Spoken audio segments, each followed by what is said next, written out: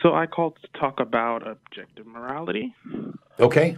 Before I do that, though, I do want to get your views on it because I'll just give you a quick little rundown. I've watched like a ton of you guys' YouTube videos, and I've kind of seen like different videos have different points, so I want to make sure that I get your current view first.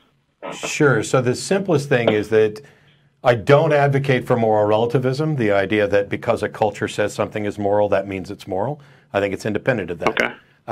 I'm fine with saying that I advocate for objective morality in the sense that it's not subjective, it's not contingent upon just an individual opinion, but also all of it is situational. So what is moral in one situation is going to be different from another situation. You know, it would be immoral for me to break a window and steal stuff. However, if Don's having a heart attack and there's a defibrillator behind the shop glass, it would be the most moral action I could do would be to break the glass and do that.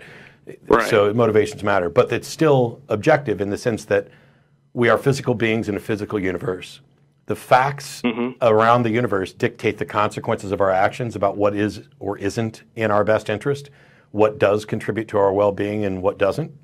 Those are objective, not just a matter of opinion. And objective morality is not the same thing as moral absolutes, which is this idea that X is moral irrespective of the situation or context. Okay.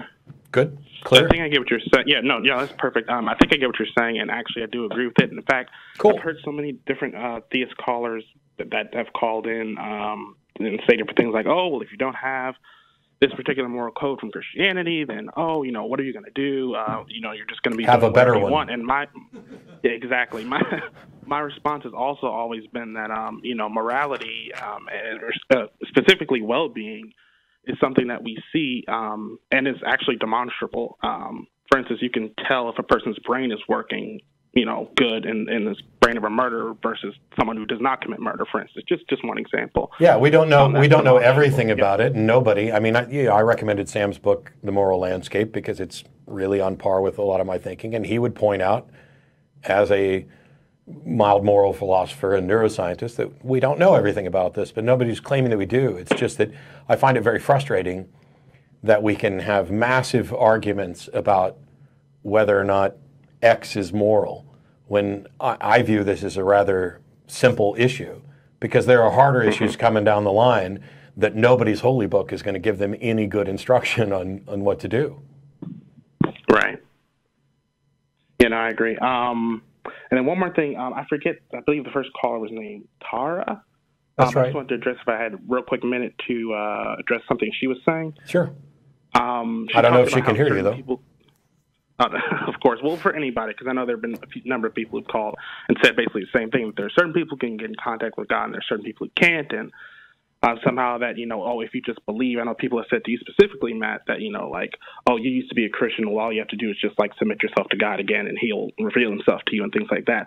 But to me, that sounds more like a God that's a respecter of persons, where the Bible itself says that God is no respecter of persons, that if you ask for something, that he's going to answer you. Yeah, and supposedly he's the same one who hardened Pharaoh's heart. Pharaoh was convinced, hey, I'm going to let everybody go, and then he hardened Pharaoh's heart. Now, on a couple of occasions, it says Pharaoh hardened his heart, and on a couple of other occasions, It says God hardened Pharaoh's heart. So that just, to me, looks like a God that just wants to show off. No, I got 7 more plagues to go. Let me make sure you don't let my people go. Exactly, yeah. And I think that's about it. Can I have just 60 seconds to give my story rundown on how I found the show and all that, and then I'll be off the phone? Go. Okay, so this was about 3 months ago, actually. I found the show watching prank call videos. And it was some guy that you had, schooled, basically, who called in to prank the show, but, you still made a good argument afterwards. And I was like, okay. And so I started just clicking related videos. So literally, not to sound obsessive, but, every day I've been watching you guys' videos for the last couple months, basically. Well, whenever I have free time. So then there's that, and then I've been trying to call the show for the past month and a half. One thing comes up and another thing comes up. And in fact, one thing that made me resolve to call the show specifically was that 6 weeks ago, I went to church, and there's this lady. Well, I went to church to support my father, who plays piano there. And there's this lady, as soon as I walk in the building, who says that Hurricane Harvey was a product of God's wrath on America. And I'm like, nope, no, can't do anymore. So I guess that sort of pushed me, more away from that, and that's why I'm basically 99% against now.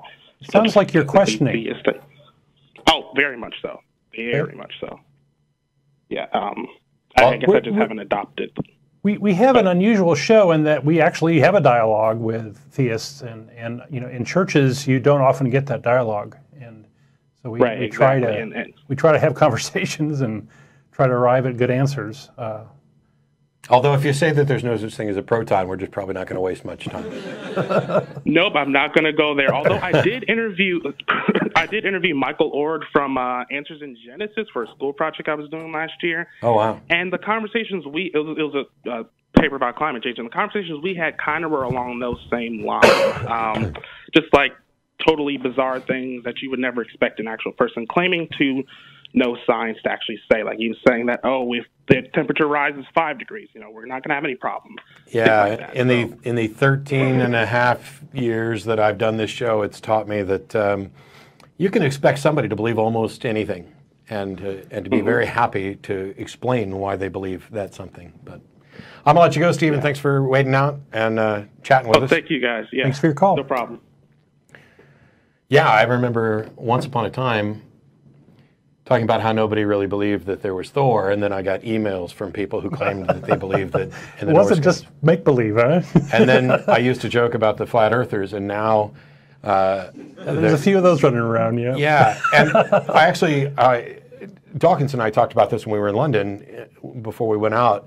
He's convinced, as are several of my friends, that nobody actually buys this thing, that the Earth is flat, that this is a prank that has gone on. And even if that was how it started, it's a prank that has clearly gotten out of control, and people are actually buying into it.